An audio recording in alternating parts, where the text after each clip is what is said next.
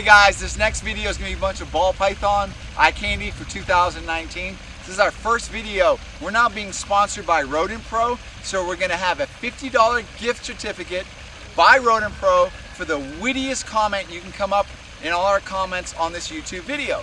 Also, don't forget to follow us on New England Reptile on Facebook, New England Reptile on Instagram, Evil Morph God on Instagram, and also check out our store, NewEnglandReptileStore.com. But I love your feedback. I want to say thank you very much for everybody for the last several videos. We've gotten great feedback, and for those that keep giving us thumbs down, I love you too. Everyone, we're going to be going to Tinley Park in Chicago this October. So it's the middle of October. We're going to be there front and center. We're going to be bringing some of our best trick animals to show off. I'm really excited to go to Brian's show and Bob Ashley's show, and of course I'm also going to be doing what? I'm going to be doing the auctions. I do it with Brian, and it's really good for obnoxious time. I haven't done it for several years. I haven't even been to Tinley. So make sure you go there, and also check out our merch below. We're really starting to drive our merch. We're going to start bringing more nerd merch, and just keep watching because we're going to have some pretty cool stuff. This is quite cool. So this is Super Stripe. So Super Stripe is once again an epistatic relationship between the yellow belly and the specter gene. And then if we add things with pastel, super enchy, and bald. Bald is really fantastic, and it's critical in a lot of my Orion stuff. So the Orion stuff is taking in the Super Stripe complex. Originally I was adding Hidden Gene Woma, and then I started deciding I wanted to minimalize patterns, so I changed it over to Spider. And then I started using the Spider, and I'll show you a bit of that. If even not today's video, we're going to do it in the next video, because there's a lot of cool Orion minimalized pattern using the Spider gene. But the bald gene is great, and the bald gene, when it is paired with the specter gene in animals that are not super stripes, it still exhibits really quality looking animals that are very contrasting and very pretty. But this animal right here I can do a ton with. So this animal is just it's beautiful, but I know what I can do with it, so it's even more interesting. All right, we're good to go. All right, so here's something when we take something like a phantom stripe and a lesser, and then we involve GHI and blackhead, also potentially pinstripe and yellow belly. What is it? I'm not saying it's all those things, but what's really interesting, we have these little black dots. So leucism is basically the command that says do not generate melanin, do not generate pattern, or at least mask it. So when we have leucism, so infinitely a white animal where we don't have melanin, where you're really not going to see a lot, this starts being contrary, because I'm adding more different genes, and all these different genes are fighting to express themselves, whereas clearly leucism is on point here, but you start getting this paradox, these little dots. Now this animal's only had one shed, so we have a couple of these animals. So I don't know if it's because there's blackhead in there and there's GHI in there or whatever. So this is an animal that I would just, I'd enjoy raising this animal and seeing what it's going to do. But I know for a fact that this animal is going to go through quite a bit of change, because I've done a lot of the GHI stuff with the Mojave Phantom complex or the Phantom GHI complex. All of that really does a lot of cool things as the animals grow. So they might start out one way, and then after 5 or 6 sheds they look different. But this animal is going to be a cool animal, and we'll come back to some of these. Clearly we're showing you this year's production. So this is Donnie's first video on 2019's ball pythons. So we're going to start doing multiple ones of these, and just want everybody to know we're going to be doing the ball python history through my babbling interpretation, but I'm going to get to tell you all sorts of things that you might just think are really interesting, because there was once a time we didn't have all these crazy mutations, and something like this, leucism, an animal like this would have easily been worth, believe it or not, $175,000, maybe even $200,000 to the right person, because there was a time we could only dream about stuff like that. We're now creating snakes on a day-to-day basis that are just beyond imagination. Okay, this is a pastel, enchy, pin, piebald. So you can see, so this is going to be super enchy. So the super enchy, as I was talking about that hidden gene woma coral glow piebald enchy, still allowed a fair bit of the white. So when I double up on the enchy, I'm reducing the expression of pied. So here we got an animal with a pied belly, and we make a number of these where the pied just can only be expressed through the belly. And you might ask, well, why are you going to do that? Why do you want to do that? Well, when you make white and you make the majority of the animal white, at some point you decide, okay, that's really nice and it's pretty and clearly I want to make animals like that, but I still am out to manipulate the pattern, the colors, and the pigmentation of the animals. So this is all just a necessary part of it.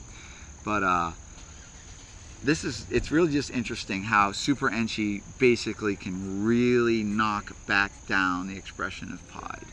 Very, very pretty.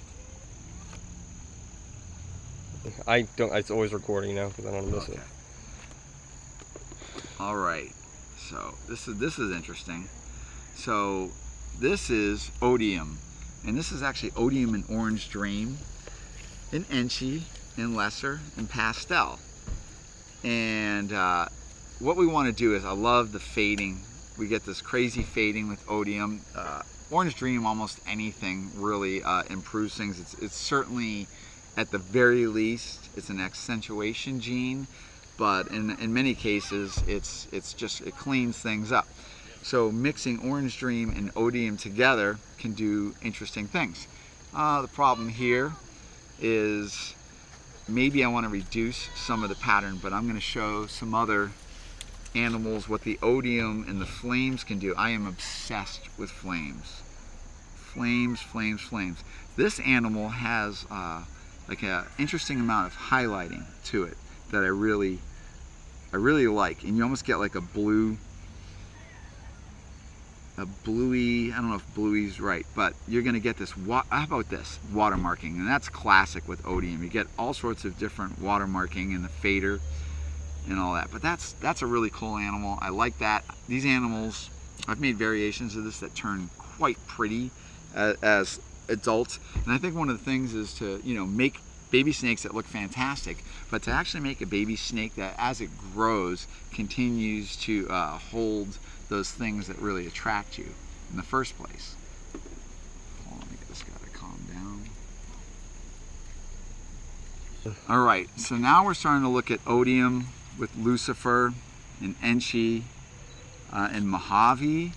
So this is really great because this orange, this is really unusual and doesn't make a lot of sense. So, this could be with fader too, clearly. Probably yellow belly. Yellow belly is critical to give us flames on a lot of these animals, but this animal just looks so crazy, and we make more extreme versions of this even, but making that animal at the level of orange is really interesting. There's almost like a greenish look to this. So I'm pretty thrilled about that snake.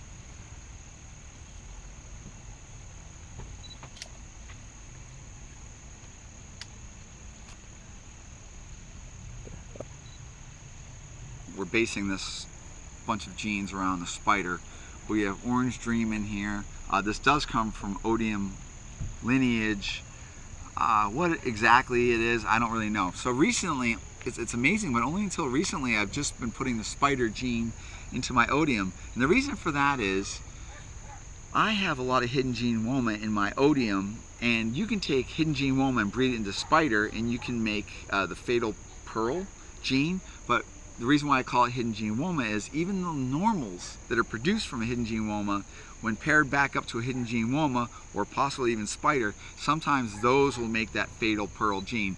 So what I had to do is I had to basically get the hidden gene woma out of my odium animals to then involve that in the spider. So here now we're just starting to do some spider. So I'm learning, what to expect, but I'm pretty thrilled. So we're just starting to do some of this spider lineage with the odium, and it could be possibly that spider and odium are the least effective combinations, but we have to learn about that. So in this case, we have things like super enchy.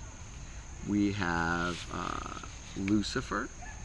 But this is really, it's fantastically clean. I really like that. So I'm really keen on the yellow body, very clean, not a lot of stippling, minimalization of pattern, brilliance of color, and the contrast and the saturation. I'm really keen on that. So this is definitely something that I'm liking. So this is like, we have Soul Sucker, so that's Hidden Gene Woma lesser, and then we add things like pastel or super pastel and cinnamon and GHI, and so you basically, I like how I have this listed, or Jeremy did this, because he asked me, Kevin, what is this? And he goes, it's a GHI, Cine, Pastel, Soul Sucker, blah, blah, blah. And that's because I literally, on the label. That's what I told him. Whatever. But this is a pretty cool snake. So this is an animal where you have all these little specks going down the back. This animal is going to change a fair bit, and as it grows. So I love when I start getting like this strange, odd, granite-like stippling and stuff like that, that I sometimes associate with like Hidden Gene Womas. So an animal like this would be Hidden Gene Woma, Super Pastel, Lucifer,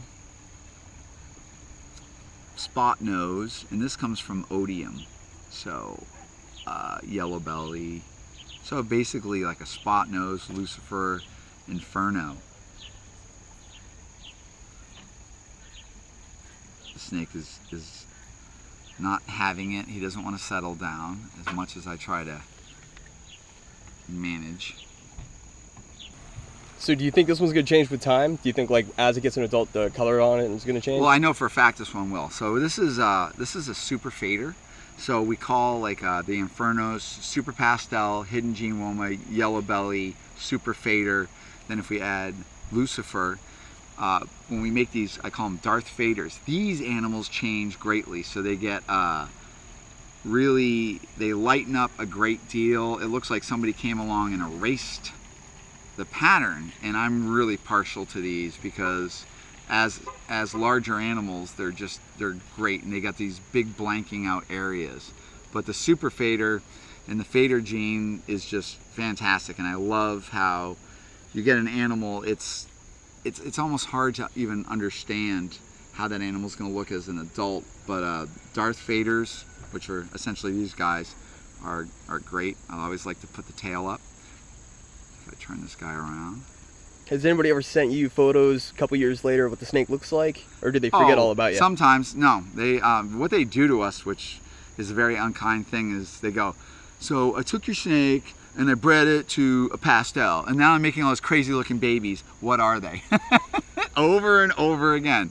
So so what were they saying? Nerd never disappoint, but always confused. Yes, but always confused. So you get our genes and you breed it to your stuff, and you start making stuff that just isn't quite right. Like I said, our animals often have some other little genes that are tagging along, and that makes it really fun if your aim is to breed them. That's a really pretty snake though. I like that a lot.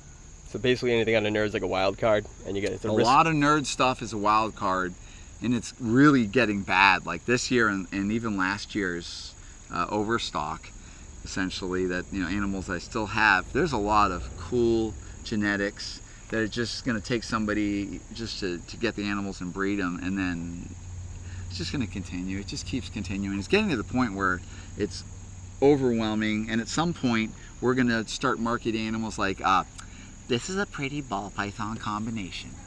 Do you think you're going to devalue the price doing that? Oh, you certainly devalue it. We're already, the ball pythons, you can start attaining unbelievable ball pythons with a lot of different genes for not a lot of money. The real important thing is are they common genes? What do the genes do? So I work with a lot of weird genes that are always doing some different things, so they kind of keep me guessing and keep me wondering, and that makes it really interesting. There's a lot of genes out there that are, you know, a staple, but some of them are quite powerful, and other ones they don't really do as much as I want them to do, or they don't do things that I don't really particularly care to continue with. But it comes down to everybody's, you know, opinion of what they want.